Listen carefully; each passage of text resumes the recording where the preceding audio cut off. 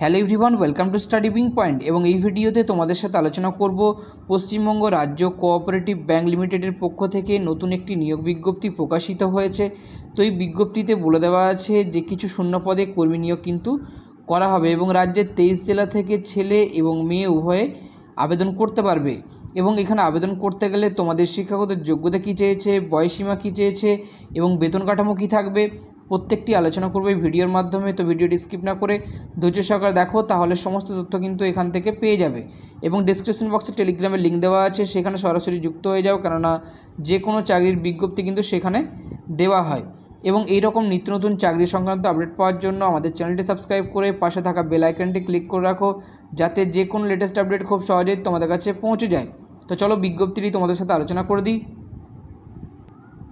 প্রথমত onscreen official বিজ্ঞপ্তিটি open করলাম। তো এখানে তোমাদের বলে দেওয়া আছে বিজ্ঞপ্তিটি প্রকাশিত হয়েছে ওয়েস্ট বেঙ্গল কোঅপারেটিভ সার্ভিস কমিশনের পক্ষ থেকে, সঙ্গে অ্যাড্রেস দেওয়া আছে এবং অ্যাডভার্টাইজমেন্ট নাম্বার বলে দিয়েছে।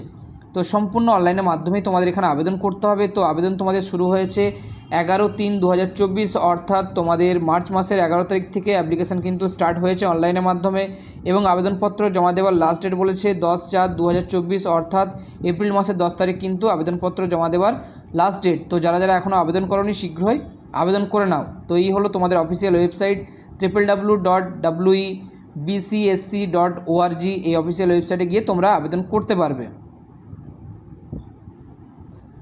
পরবর্তীতে তোমাদের এখানে বলে দেওয়া আছে কোন কোঅপারেটিভ ইনস্টিটিউশনে তোমাদের নিয়োগটি করানো হচ্ছে এবং পোস্টের নাম, ভ্যাকেন্সি কতগুলি আছে এবং ক্যাটাগরি অনুযায়ী শূন্যপদ তোমাদের বলে দিয়েছে, শিক্ষাগত যোগ্যতা এবং প্রত্যেক মাসে বেতন কাঠামো কিন্তু এখানে বলে দিয়েছে।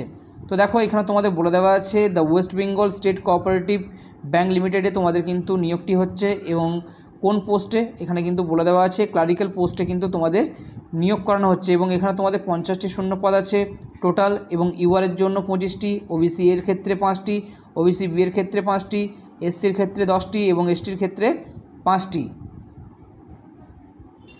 তো শিক্ষাগত যোগ্যতা বলে দিয়েছে যে graduate in any discipline from a university recognised by the UGC with 50% marks in higher secondary or equivalent examination, অর্থাৎ তোমাদের গ্র্যাজুয়েট মানে তোমাদের স্নাতক পাস হয়ে থাকতে হবে, সঙ্গে উচ্চ মাধ্যমিকে 50% নাম্বার থাকলে তোমরা আবেদন করতে পারবে, অথবা তোমাদের এখানে বলে দেওয়া আছে সমতুল্য পাস হয়ে থাকলেও তোমরা কিন্তু আবেদন করতে পারবে।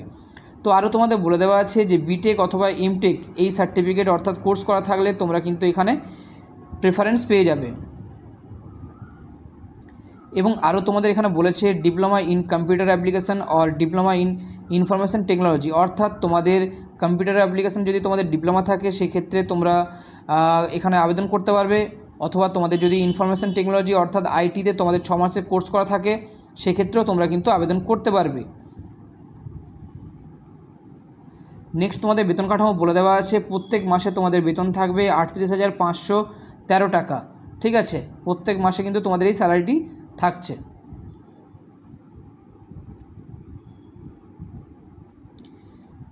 নেক্সট তোমাদের এজ লিমিটের কথা বলে দেওয়া আছে। তো এখানে দেখো তোমাদের ইউআরের ক্ষেত্রে কেবলমাত্র আপার এজ লিমিটের মান কম দেওয়া আছে, মানে লোয়ার এজ লিমিট বলেছে তোমাদের 18 বছর এবং আপার এজ লিমিট বলে দেওয়া আছে 40 বছর। এবং বাকি সমস্ত ক্যাটাগরি অর্থাৎ SC, ST, OBC A, OBC B এই সমস্ত ক্যাটাগরির ক্ষেত্রে আপার এজ লিমিট বলেছে 45 বছর এবং লোয়ার এজ লিমিট বলে দেওয়া আছে 18 বছর। ঠিক আছে,